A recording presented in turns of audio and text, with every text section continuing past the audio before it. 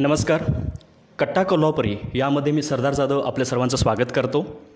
या आमच्या फेसबुक पेजवरती महत्त्वाच्या घडामोडी, सकारात्मक बातम्या, त्यासोबत कोल्हापूरचे बदलते स्वरूप आम्ही आपल्यासोबत समोर घेऊन येत आहोत. आज आमच्या पहिल्या फेसबुक लाईव्हमध्ये कोल्हापूरला मध्यवर्ती ठेवून शिक्षणातील बदलत्या संधी या विषयावर चर्चा करणार आहोत. या विषयावरती मार्गदर्शन करण्यासाठी आज आपल्यासोबत आहेत युनिक अकॅडमीचे संचालक माननीय Shashikant Boralkar sir.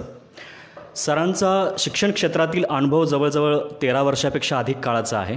MPSC, UPSC स्पर्धा परीक्षा, प्रशासनामध्ये विविध स्पर्धा परीक्षा घेतल्या जातात एंट्रीसाठी. त्यामध्ये मार्गदर्शन करण्यासाठी किंवा शिक्षणामध्ये पुढे असणारी संस्था म्हणजे युनिक अकॅडमी. या युनिक अकॅडमीचे सर संचालक म्हणून कोल्हापूरमध्ये काम करत आहेत. आज त्यांचं आपल्याला या विषयावरती मार्गदर्शन लाभणार आहे. मी सरळ प्रश्नोत्तरांच्याकडे जातो आहे. दरम्यान आपले काही प्रश्न किंवा शंका असतील तर तुम्ही कमेंट बॉक्समध्ये विचारू शकता किंवा मेसेंजरमध्येही विचारू शकता.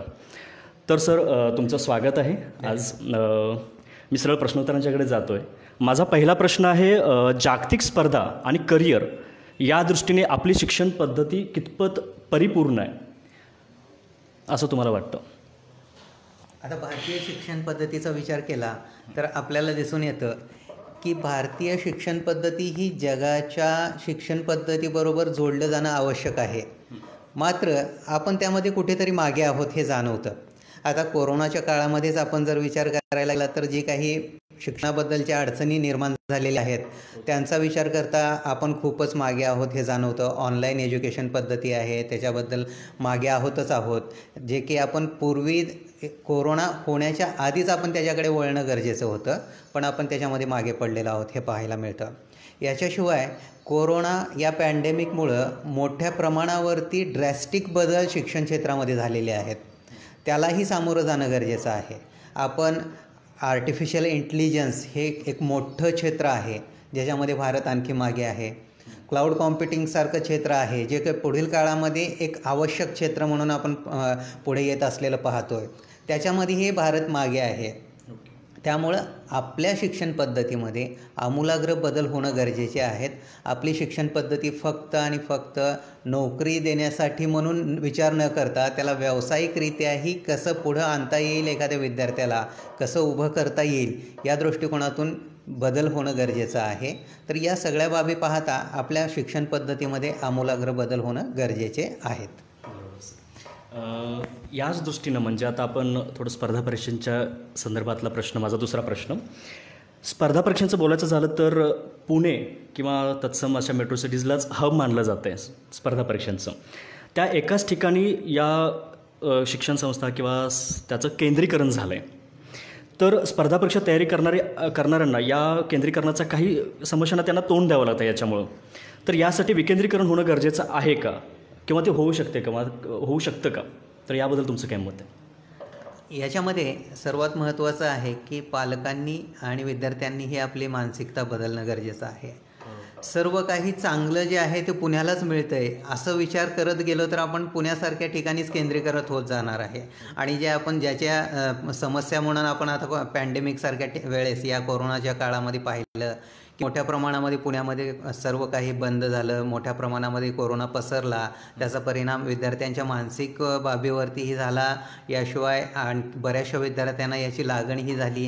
याच्याशिवाय आपण पाहतो आहे की सर्व केंद्रीकरण झाल्यामुळं आपोआपच महागाई त्या ठिकाणी वाढलेली आहे.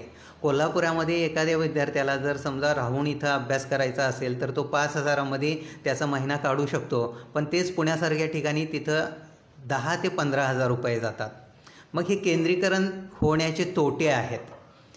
विकेंद्रीकरण म्हणजे काय आहे नेमकं? आता आमच्यासारख्या संस्था आहेत कोल्हापुरामध्ये, आम्ही कार्यरत आहोत. मात्र आमच्या इथं येणाऱ्या विद्यार्थ्यांनाही असं वाटत असतं की आपल्याला पुण्याला जायचं आहे. पण अगदी आपण सिस्टम जर बघितली तर पुण्याची संस्था आम्ही इथं राबवत असताना साहजिकच आहे की सर्व सिस्टम सारखे असणार आहे, सर्व काही बाबी सारख्या असणार आहेत. तर त्या अनुषंगानं फक्त गरजेचं काय आहे की पालक आणि विद्यार्थ्यांनीच याच्याबद्दल थोडासा निर्णय घेणं गरजेचं आहे की आपल्याला या ठिकाणीही मिळू शकतं.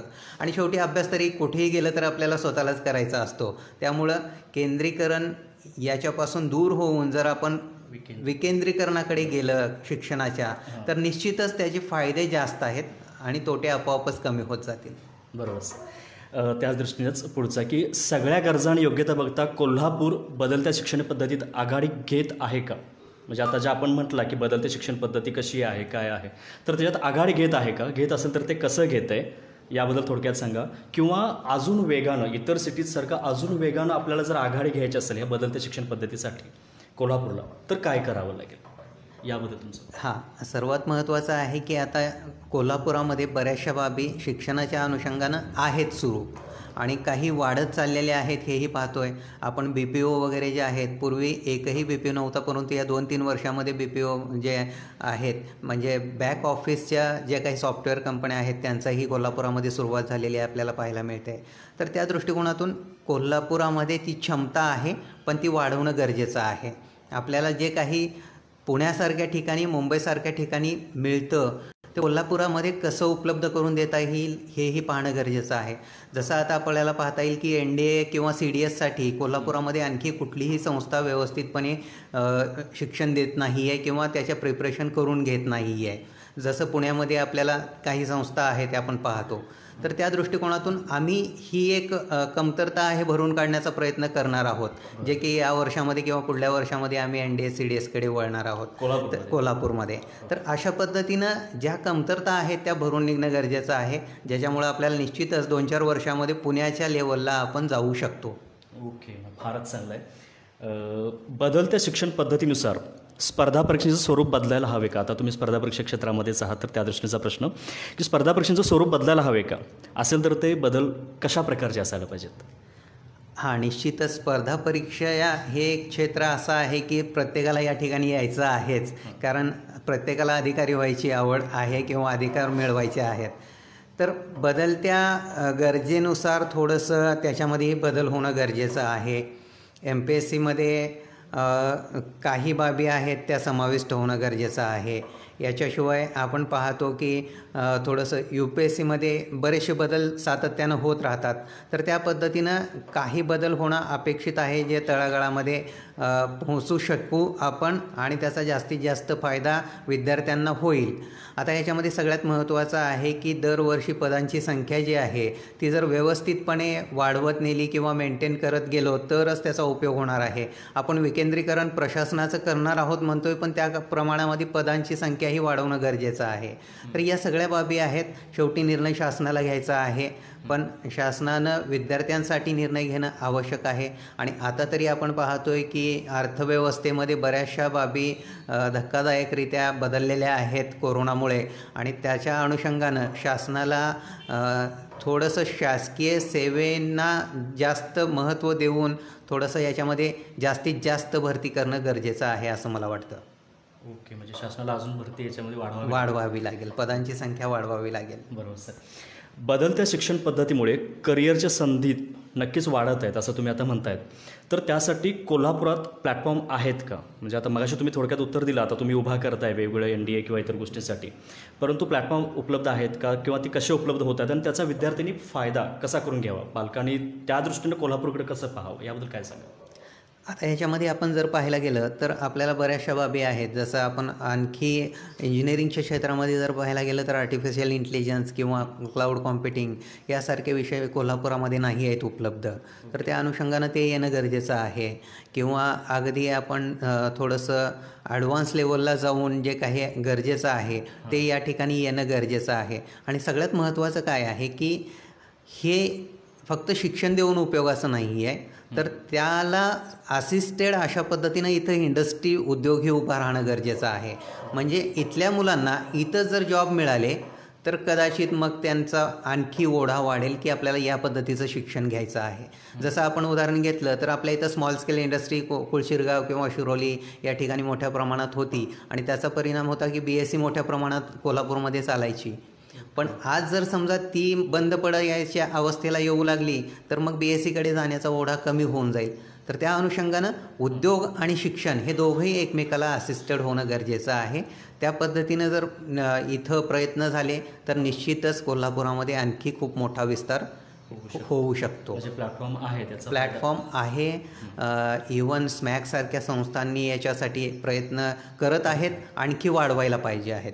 म्हणजे शासन लक्ष घालतेच, त्याचबरोबर इथल्या लोकांनी किंवा यस, NGO म्हणा किंवा उद्योग क्षेत्रातील ज्या काही संस्था आहेत त्यांनी प्रयत्न करायला पाहिजेत. त्या पद्धतीने केलं तर आणखी शिक्षणाचा विस्तार प्लॅटफॉर्म तयार होऊ शकेल. Thank you sir. आपल्याला थोडक्यातच माहिती घ्यायची होती. शिक्षणातील बदलत्या संधी, कोल्हापूरला मध्यवर्ती ठेवून आपण शिक्षणातील बदलत्या संधी या गोष्टीवरती आपण युनिक अकॅडमीचे संचालक शशिकांत बोळाकर सर यांच्याशी आपण थोडक्यात चर्चा केली. असे विविध विषय, कोल्हापूरशी संबंधित विविध विषय घेऊन आपण इथून पुढे क्रमशः आपल्याशी बोलणार आहोतच. तोपर्यंत मी आपल्या सर्वांची रजा घेतो. धन्यवाद.